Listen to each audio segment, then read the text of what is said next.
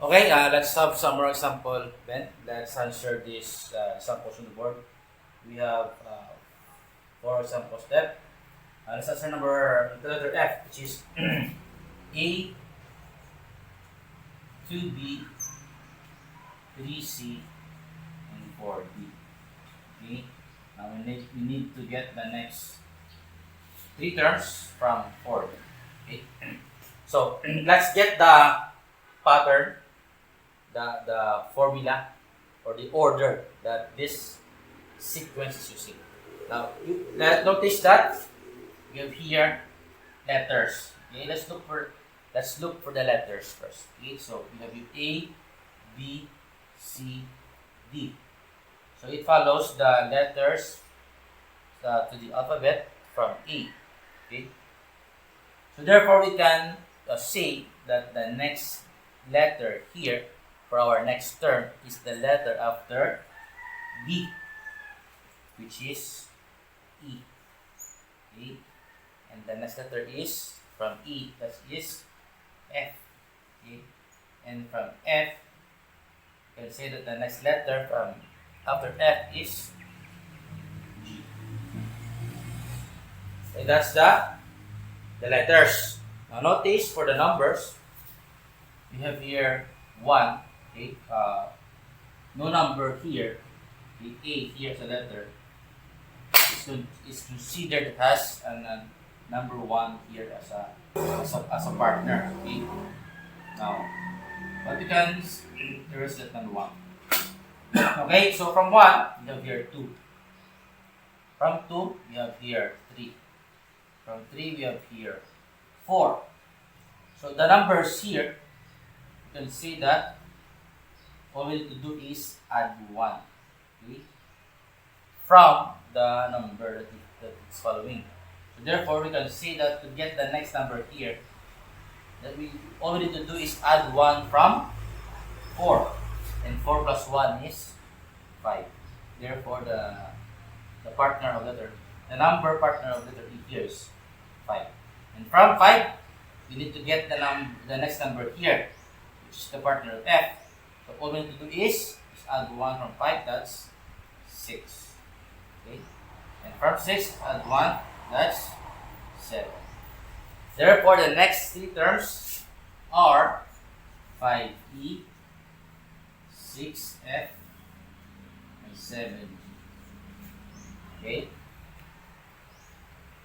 That's the sequence.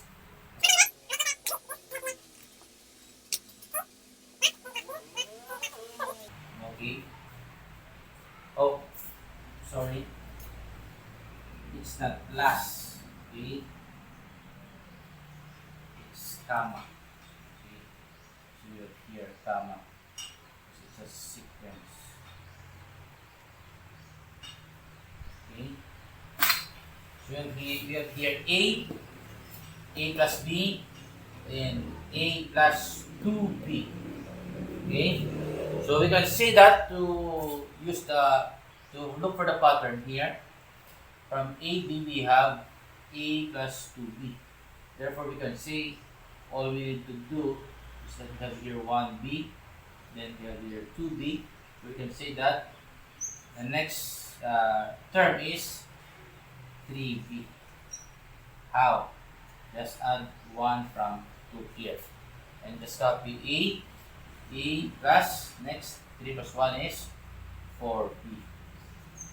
Next, just copy A. Next from 4B is 5. Okay, so that's the next three terms from this sequence. Let's copy the answers. A plus 3B, A plus 4B, and A plus 5. Okay. Next, let's answer letter H. 7A, 5A, and 3A. Okay, so if you're going to look at the terms, let's look for the letter first. Okay, so all of them have the same letter A.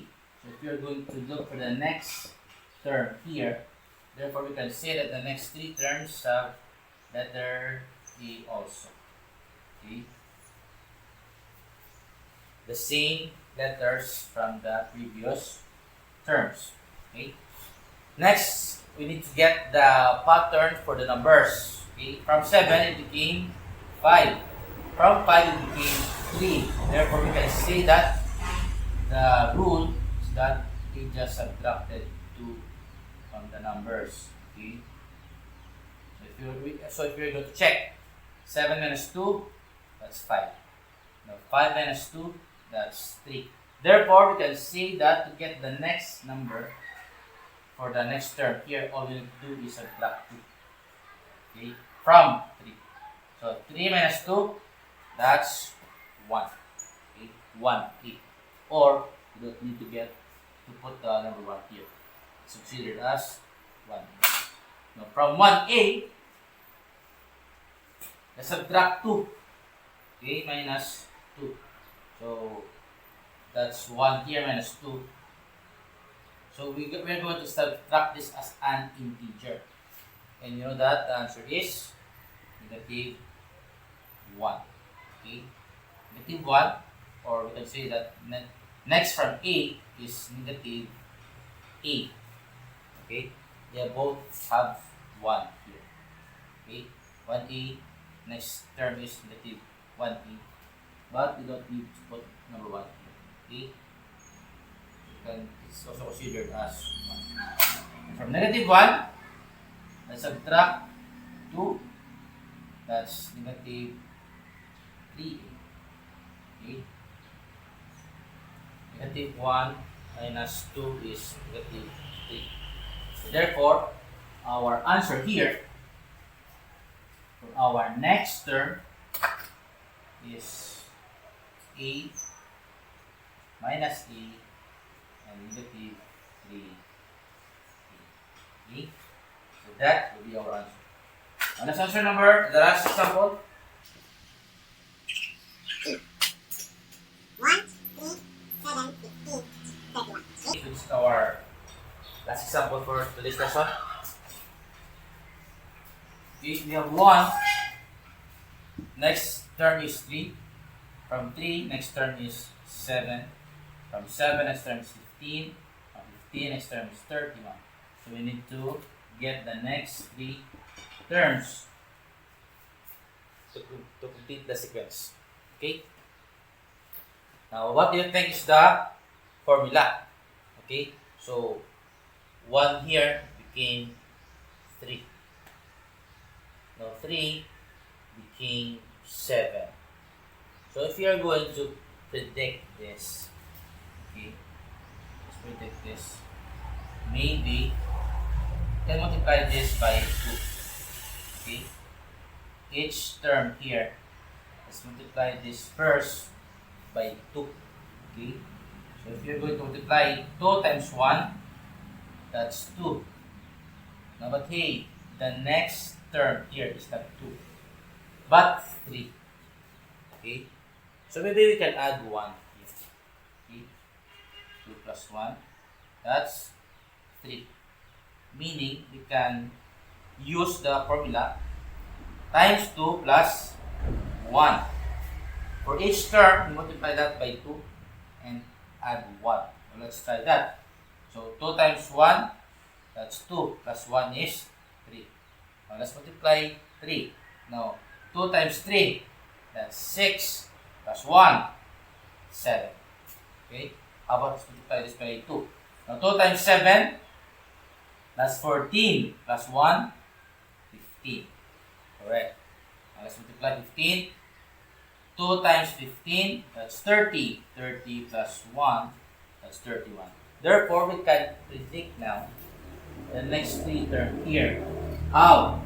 By multiplying it by 2 and adding 1 to the sum.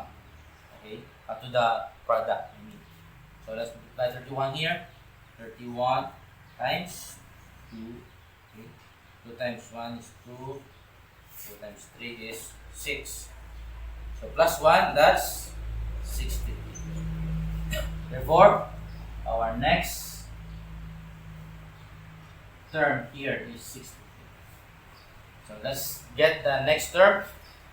Let's multiply 63 by 2. Then we're going to add 1 to the product. Okay.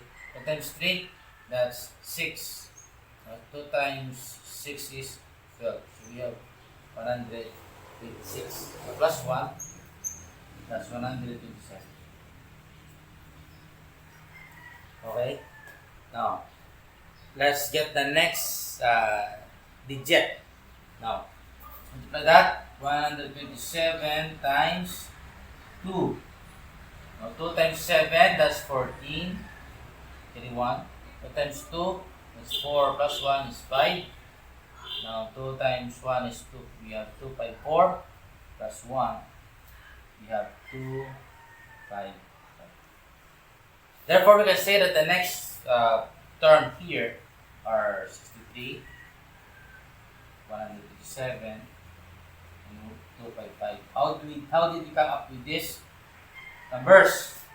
By using the formula that the sequence is using, which is times 2 plus 1. You multiply the terms by 2 and add 1 to the product. Okay, that's how we get the next terms. Okay, so those are sequence. Ben, and how do we get the next terms from the sequence? By looking for the special order, looking for the formula, by looking for the definite rule that the sequence is using. That's how we get the missing numbers or the next terms. Okay, so those are sequence. Then that's it for today's lesson. Thank you for your time. See you next meeting.